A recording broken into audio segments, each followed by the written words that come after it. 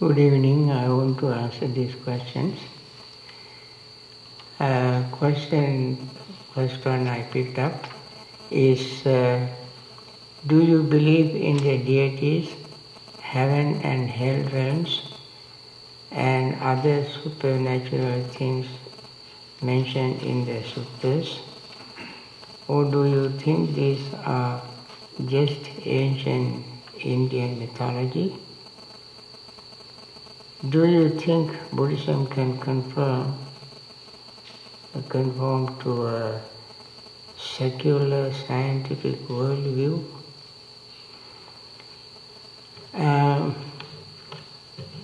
Actually, I don't know enough to deny this supernatural realms. Without knowing everything, it is not wise for me to say these are not real or these are just ancient Indian mythology. So until I come to full understanding, I believe that they are. Once I gain perfect, full, enlightened state, then I can either confirm or deny.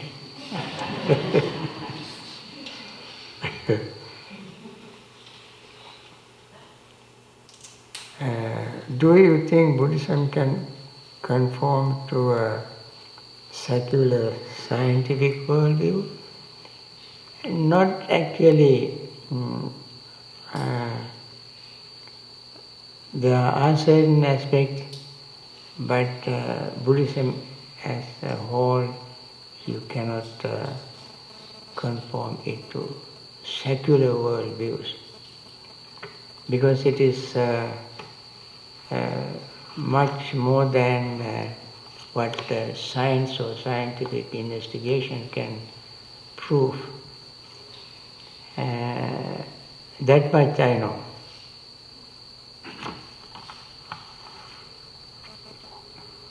I have heard of cases in which concentration meditation over time has caused some people to become more short-tempered or even to develop mental illness. Does this really happen sometimes? Why? Can it be avoided? This can happen sometimes. It can be avoided.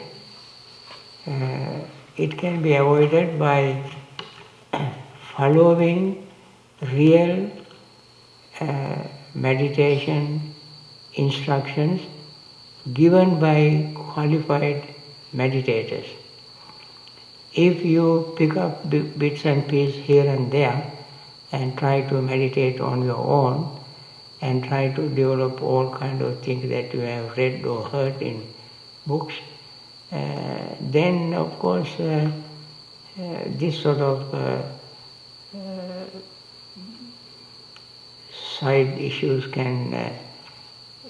are possible. Therefore, the way to avoid it is to have a real, very sincere meditation teacher who has been meditating and can give very systematic training, at least give advice. Please explain the rule regarding intoxicants. Are we never allowed to use them? So the question implies that at the back of your mind, you are looking for little excuses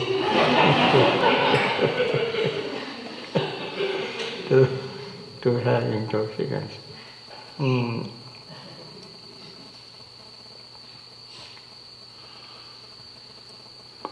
The rule is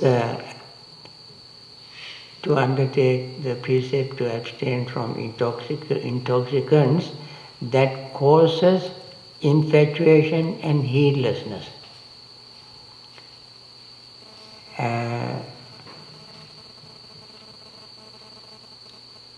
Intoxicant that causes infatuation and heedlessness.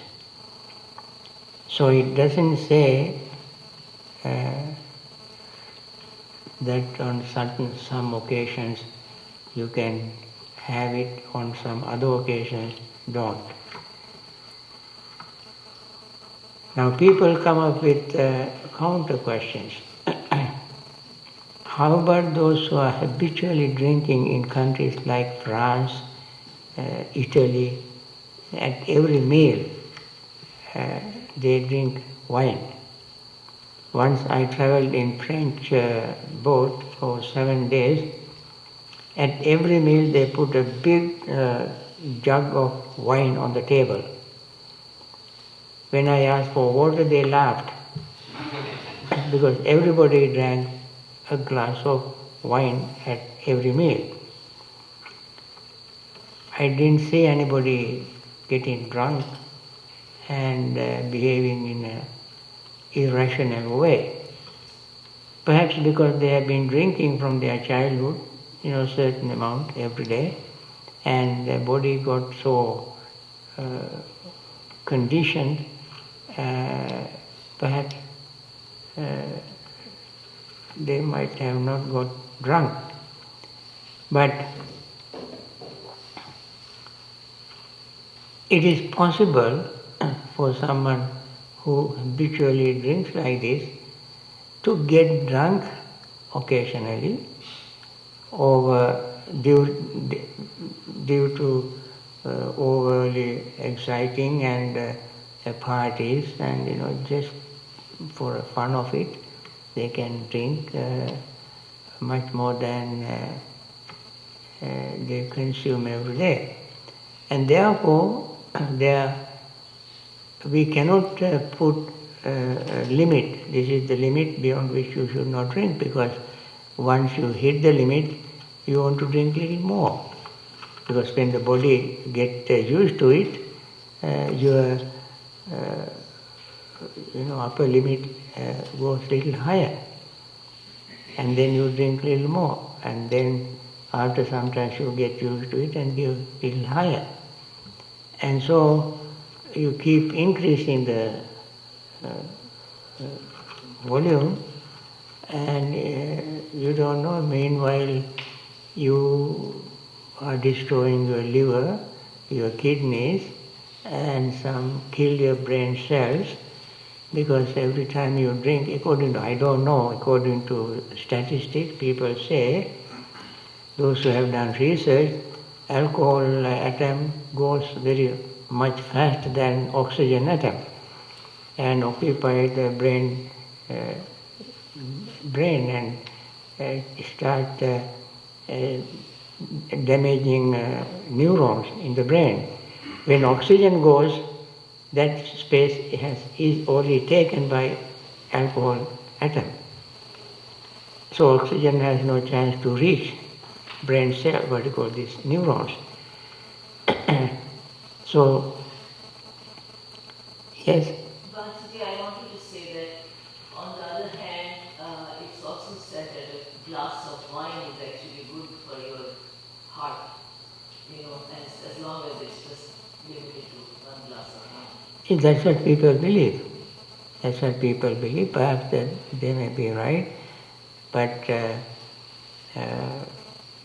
the problem is that when you get used to it, you keep increasing. That is the problem.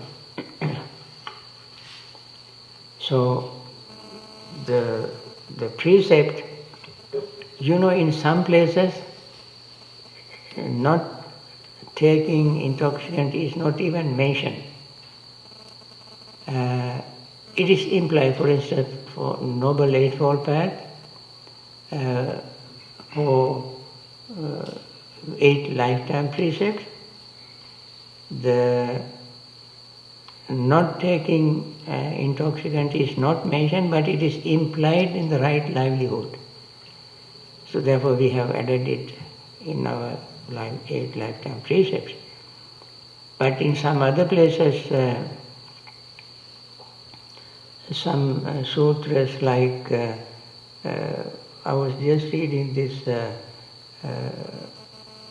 Sankadhamma Sutta and Lonapalla Sutta, where 4 precepts are mentioned, but the 5th, abstaining from alcohol, is not mentioned. So, but in the 5 precepts, it is mentioned. 5 precepts are not typical Buddhist precepts. These are the precepts that existed in India even before Buddha was born. And Buddha adopted them because they are very good precepts. So ancient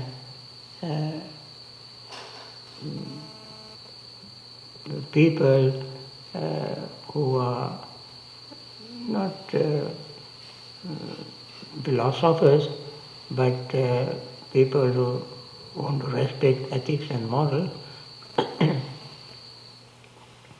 have adopted this as good principles. So I would say this is one of the conditional precepts also. Condition is that if it is causing infatuation and heedlessness, that is a condition. So under this condition you should not take anything, any alcohol that causes infatuation and heedlessness. Another question. There is no concentration without wisdom. There is no wisdom without concentration.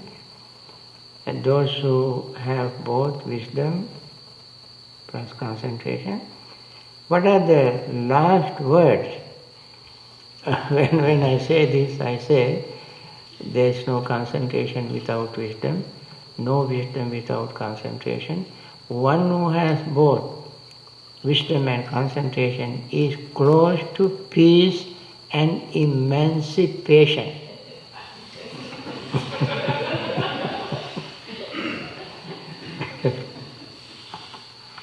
What does emancipation mean, Bhante? Liberation. Liberation. These days people are fighting for emancipation, so and so's emancipation. Actually the word is Nibbana Santike, close to Nibbana. Nati janang apanyasa, panya nati ajayato, yammi janancha panyacha, seve Nibbana Santike. In the proximity of Nibbana. Such a person is in the proximity of Nibbana. To make it a better rhyme, I made it emancipation, which is very, one who has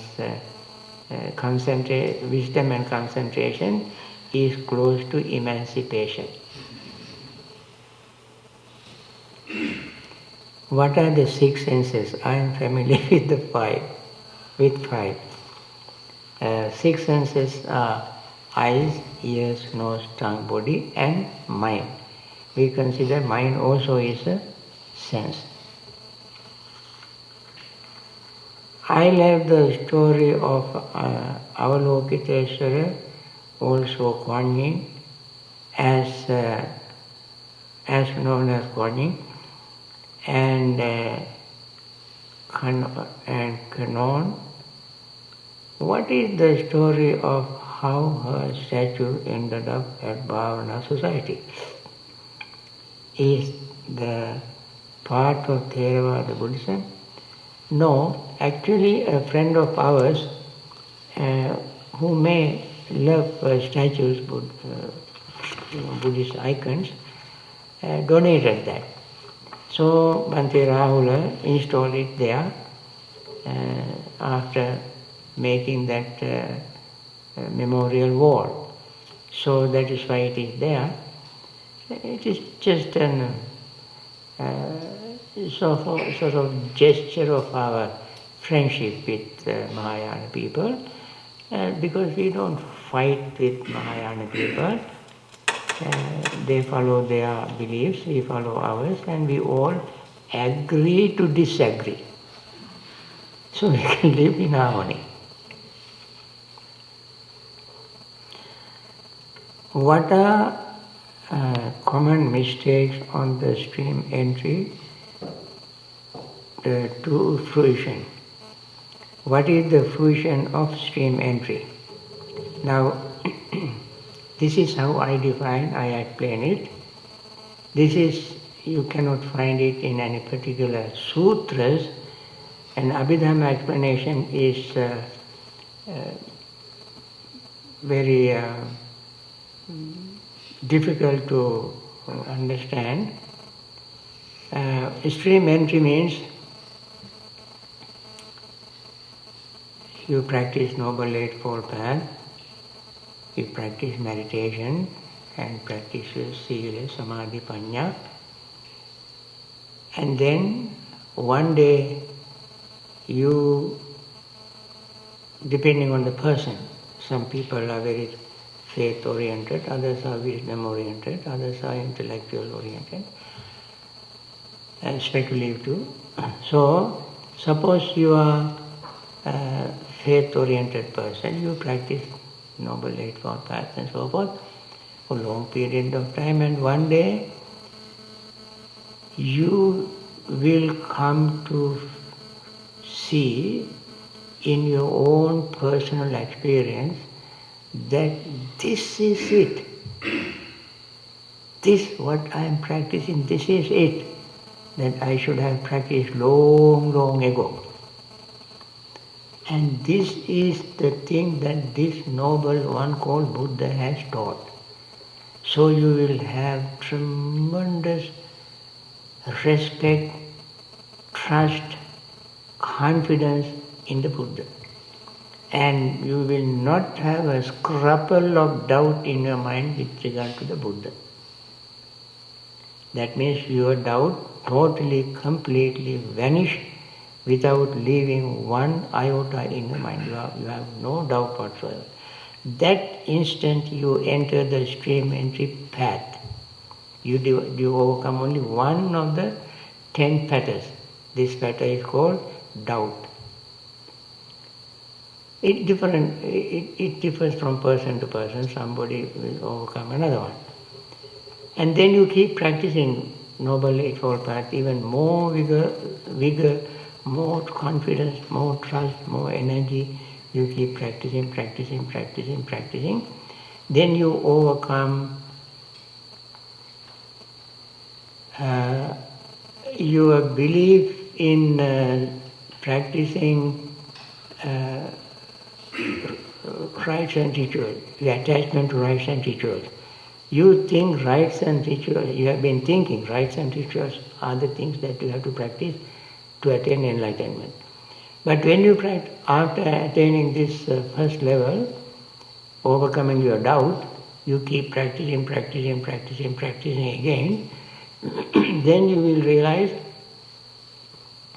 this is the thing I should have practiced long ago. I spent so much time, energy, money, and so forth practicing these rituals. You have been attached to rituals. You cannot give up rituals. You are so tied down to ritual, thinking that rituals would bring you to enlightenment. This is called Sila, Vata, Paramasa. Sila means habit, Vata means observance, Paramasa means attachment. There are two words, Sammasana and Paramasana. Sammasana means reflection, Paramasana means attachment. You have been attached to rites and rituals. When you keep practicing Noble Eightfold Path at this level for long period of time, you see this is it. This is the one I should have been practicing all my life. I have wasted time and so forth. You give up the attachment to rites and ritual completely. You don't believe that it would help you to attain enlightenment. And still you are in the stream entry path. And you keep practicing. What do you practice now? You practice impermanence. You develop your understanding of unsatisfactoriness. Practicing impermanence, developing your understanding of impermanence. Whatever you see, hear, smell, taste, touch, body, feeling, perception, thought, consciousness, dreams, and all these are impermanent. Permanently impermanent.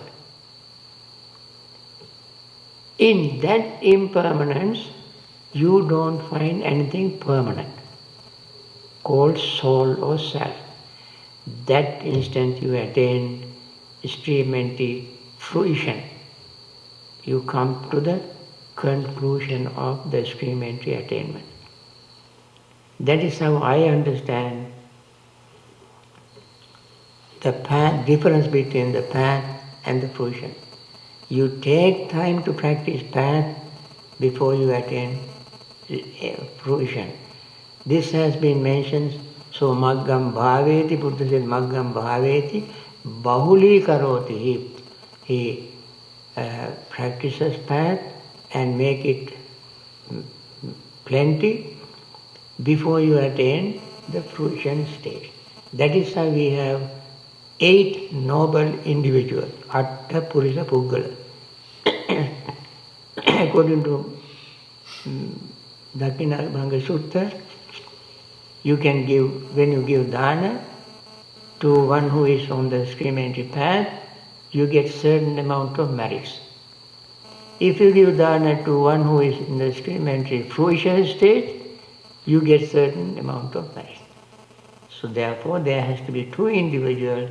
You should have enough time to prepare and give dana to one who is in stream-entry path. If stream-entry path and fruition happens extremely, almost instantly, you will not have any time to give any dana to one who is in the stream-entry path stage. So these are very clearly, distinctly 2 separate individuals, separated by time. So this is how I understand this statement.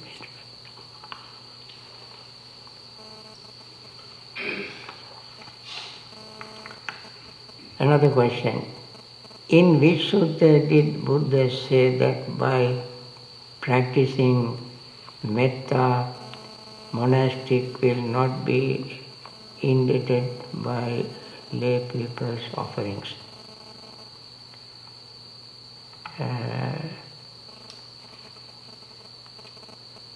What I read, one will always incur debt until one becomes a trainee, sotapanna, then one will start paying off the debt. One becomes debt-free when one attains arahant. Is that not the case? You become free from debt completely as you attain arahant. That is what Mahakassapa said. Mahakassapa said that until they attain full enlightenment, he was indebted to people. After attaining enlightenment, he was free from debt. That's true. But when one practices metta, that individual eat people's offering, use their offerings without feeling guilty. Without feeling guilty. That is what it means. So we find it in Akankeya Sutta and